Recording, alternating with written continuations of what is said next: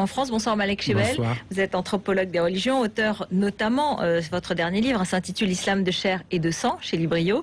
Yvan Rioufol, vous êtes éditorialiste au Figaro, vous avez écrit plusieurs livres dont de l'urgence d'être réactionnaire. Voilà, on a un petit peu planté le décor. Et vous avez dit hier, Yvan Rioufol, l'islam est un problème pour la France. Quand on entend Jean-François Copé et François Fillon, effectivement, on a l'impression que l'islam est un problème pour la droite d'abord.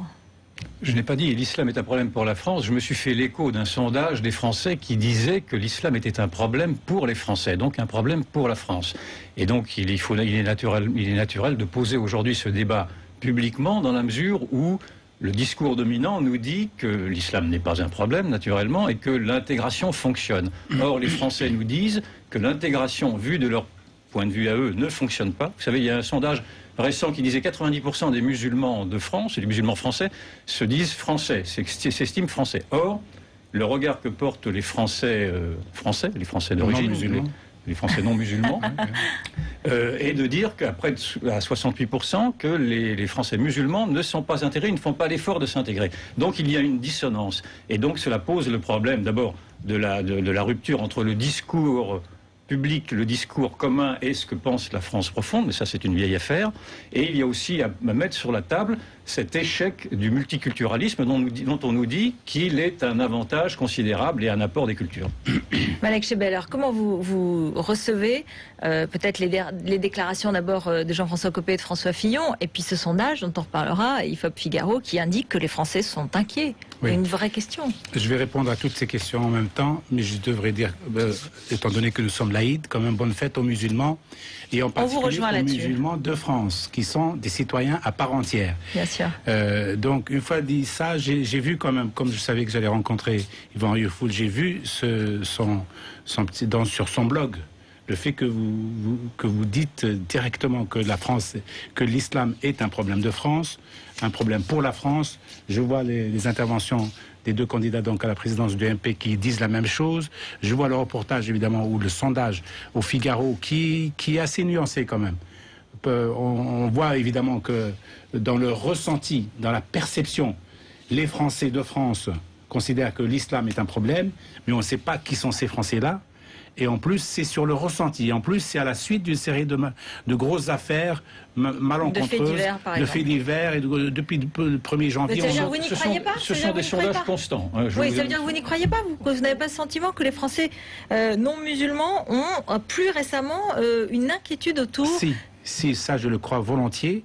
Sauf que moi, je contextualise et je dis que du côté de l'islam, il n'y a pas du tout cette angoisse, cette inquiétude. Je pense que les musulmans de France sont tout à fait persuadés d'être des citoyens à part entière ici, que l'islam est tout à fait intégré, que la France est un pays qui intègre parfaitement, et ils sont tous redevables de ça. Et évidemment, sauf que le sondage, il ne dit pas qu'il tient compte juste d'une partie, d'une frange de la population qui ne veut pas s'intégrer. Et qui démontre, Fillon vient de le dire, qui démontre par un certain nombre d'attitudes qu'ils ne veulent pas s'intégrer à ce modèle-là, au modèle dominant. Il y a une confusion entre la minorité musulmane qui ne veut pas s'intégrer et l'extrême majorité statistique des musulmans qui sont non seulement qui veulent s'intégrer, mais qui le sont, qui sont déjà intégrés. Oui, je comprends très bien votre argument. Qui est de dire qu'il y a beaucoup de musulmans qui sont intégrés, qui se sentent déjà français, ce qui est une réalité. Je ne le conteste pas, personne ne le conteste, sauf que ce que disent les Français est à entendre. Il ne faut pas dire de ces Français-là qu'ils représentent une petite partie des Français, ou je ne sais quoi, ce sont des sondages constants depuis plusieurs années. Ce sont des Français qui ne sont pas particulièrement racistes, qui ne rejettent pas les musulmans, qui ne sont pas paranoïaques. Non, vous ne le dites pas, mais on le dit. On le dit à votre place. Et donc je pense que tout le... Non, mais ce qui est très important, ce qui est important aujourd'hui, c'est de bien saisir une chose sur laquelle j'insiste moi-même assez lourdement depuis longtemps, c'est que les crises que nous traversons sont des crises économiques et sociales, certes, mais qu'il y a aussi une crise identitaire. Je suis d'accord. Et cette crise identitaire, nous la voyons aujourd'hui. Et cette crise identitaire ne remet pas en cause les musulmans, elle remet en cause, de mon point de vue, la République elle-même qui ne sait plus défendre ses principes fondamentaux. C'est-à-dire que dans l'histoire, les catholiques, les juifs ont dû se plier, et violemment, au désir de la République et de la laïcité, d'accepter leurs règles. Et aujourd'hui, la République laisse filer par un sentiment de culpabilité qui l'a envahi depuis son histoire coloniale, depuis la Shoah et depuis Vichy, etc. Bref, elle laisse filer devant les exigences des minorités, des nouvelles minorités, notamment de la minorité musulmane aujourd'hui, de ne plus avoir à respecter les codes communs. Et c'est ceci qui choque les Français, c'est cette visibilité que réclame l'islam que choque les Français. Malek Chebel. Oui, mais je ne partage pas. Je suis d'accord avec le constat, mais je ne le partage pas. Je trouve que vous passez à la trappe l'extrême majorité des musulmans qui sont déjà intégrés, qui ne posent pas de problème. Pour ceux qui ne sont pas intégrés, il y a une partie qui relève de la police. Hein. C'est à la police de faire le travail dans les banlieues, dans un certain nombre de banlieues. Moi-même, j'étais, par exemple, agressé par un groupe de musulmans à la FNAC d'Aulnay, dans les sous-bois. J'ai pas vu la police. Je pense qu'en plus, on tire la sonnette d'alarme depuis des années. Quand on nous dit que c'est un phénomène récent, c'est pas un phénomène récent. Depuis une vingtaine d'années, on dit attention, il y a un certain nombre de jeunes qui sont à la dérive, qui ne trouvent pas de repères, et que personne ne vient les écouter. Et on ne voit l'islam, et on écoute l'islam que quand il y a des crises. Quand ça se passe bien, on ne dit rien. Non, attendez, je pense que là, il faut juste contextualiser. Yvan, je suis d'accord avec vous sur l'analyse de la perception de l'ensemble de la communauté française. Mais il faut parler de la réalité. Et nous la partageons.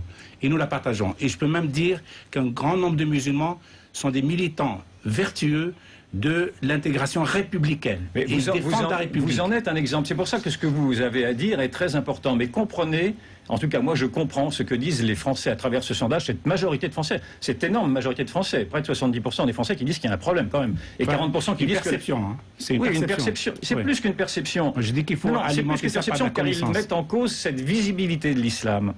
Et cette visibilité de l'islam est une réalité, ce n'est pas une... Enfin, c'est une perception. Agressés. C'est-à-dire qu'elle... Oui, par cette visibilité. Oui, cette visibilité, c'est-à-dire le port des voiles, le port des burqas, les prières dans les rues, les prières dans les rues, les halals, etc. Oui, on a tous dit qu'il ne faut pas prier dans les rues. Mais attendez, je ne vous mets pas dans le lot. Non, mais je parle au nom de beaucoup de musulmans comme moi. Mais justement, je pense qu'il y a aussi de la part des musulmans éclairés comme vous, ceux qui défendent l'islam des Lumières, à essayer de faire en sorte que la communauté musulmane se rende compte qu'elle a aussi des efforts à faire. Voilà. C'est ce qu'on fait. Des efforts... Pas suffisamment, parce que vous êtes en train de dire qu'en fait que les Français n'ont pas compris ce que ne voient pas ce qu'ils voient. Si les Français voient ce qu'ils voient, les Français sont intelligents, et ils mettent le doigt sur un problème qui est un problème d'intégration et parfois même de refus d'intégration. Non, les Français réagissent quand ils refusent, là c'est un autre problème. Les Français tout ça, réagissent. C'est naturel, c'est spontané, je l'entends, je le lis dans votre journal, Le Figaro, qui devrait d'ailleurs donner plus la parole aux gens comme moi qui militent pour précisément l'islam des Lumières. Non, mais je le dis en passant. Vous êtes le bienvenu. Merci beaucoup, mais je vous dis ça en passant. Ceci étant... Pour conclure, je pense que l'islam en France, l'islam de France en particulier, n'est pas un problème pour les Français ni pour la France. Il faut juste un cadrage, il faut juste qu'on prenne conscience, qu'on alimente cette crainte de l'ensemble de la communauté française par un nombre suffisant d'informations et de pédagogie et d'explications, des deux côtés d'ailleurs.